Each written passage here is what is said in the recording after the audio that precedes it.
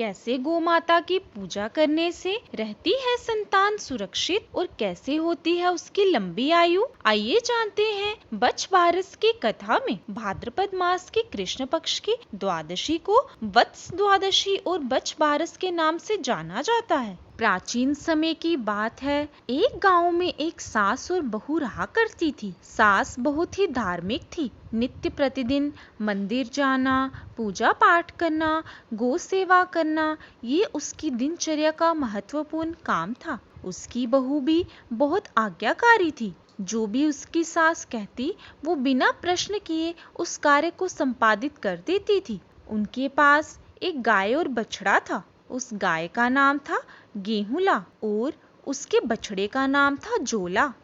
दोनों सास बहू उस गाय और बछड़े से बहुत प्यार करती थी और खूब मन लगाकर उनकी सेवा भी करती थी। वो गाय भी बहुत ही समझदार और प्रतिदिन चरने के लिए छोड़ने पर शाम को स्वयं ही घर पर आ जाती थी। एक बार सास ने घर पर जौ की बालियां लाकर रखी, परंतु वो बहू को उनके विषय में बताना भूल गई। सास हर दिन की भांति प्रातः काल उठकर अपने नित्य कर्मों से निवृत्त होकर मंदिर जाने के लिए तैयार हुई और गाय को चरने के लिए छोड़ दिया। मंदिर जाते जाते उसने अपनी बहू को आवाज लगाकर कहा, बहू मैं मंदिर जा रही हूँ, जब तक मैं वापस लौट कर आऊं तब तक तू जौ लाकर काट कर उबालने के लिए रख देना। बहू को घर पर रखे जौ के विषय में कुछ भी पता नहीं था। उसको अपनी सास की बात सुनकर ऐसा लगा कि उसकी सास ने उसे जोला यानी गाय के बछड़े को काट कर उबालने के लिए कहा है। ये सुनकर वो सोच में पड़ गई कि आज सासू माँ ने कैसी बात कह दी है। अगर मैं उनकी बात मानती हूँ तो मुझे इस बछड़े की हत्या करनी पड़ेगी, जिससे मुझे गौ हत्या का पाप लगेगा। लेकिन अगर उनकी बात नहीं मानती हूँ और उनके कहे अनुसार नहीं करती हूँ तो उनकी अवज्ञा होगी, वो भी मेरे लिए पाप के समान ही है। वो इसी धर्म संकट में उलझ गई थी।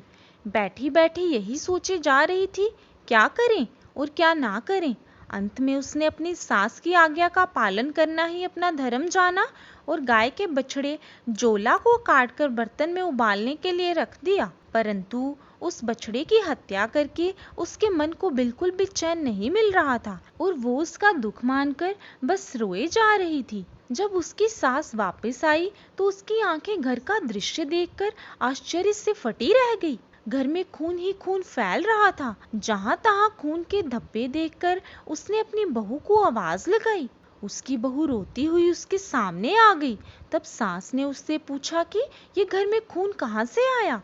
तब बहू ने सास को उसकी आज्ञा याद कराई और कहा कि ये रक्त जोला का है, मैंने आपके कहे अनुसार उसको काटकर उबालने के लिए रख दिया है। बहू की बात सुनकर सास ने उसे कहा, मैंने तुम्हें घर में रखे जौ काटकर उबालने के लिए कहा था, ना कि गाय के बछड़े जोला को काटकर उबालने के लिए कहा था। ये सुनकर बहू अपनी सुध-बुध खो बैठी। उसकी सास का भी दुख के मारे बहुत बुरा हाल हो गया। तब सास ने हिम्मत करके अपनी बहू को संभाला और उसे अपने साथ अपने इष्ट देव के मंदिर लेकर गई।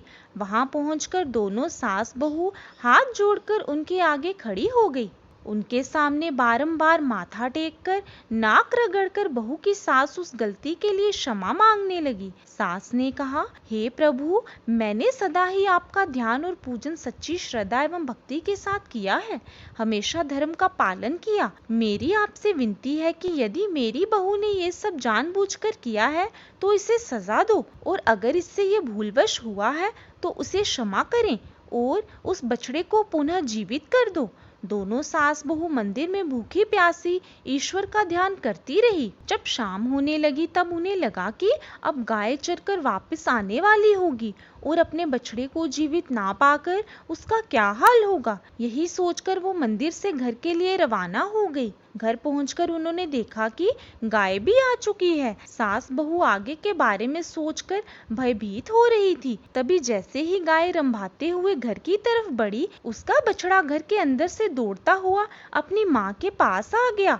ये देखकर सास बहू दोनों विस्मित हो गई और बार बार ईश्वर का धन्यवाद देने लगी। तब उन्होंने घर आकर उस गाय और बछड़े की खूब सेवा करी। तब से स्त्रियां अपने संतान की रक्षा और लंबी आयु के लिए ये बच बारस का व्रत एवं पूजा अर्चना करती हैं। कथा अच्छी लगी हो तो वीडियो को लाइक करें, शेयर करें, कमेंट करें और भक्ति परंपरा चैनल को सब्सक्राइब करें।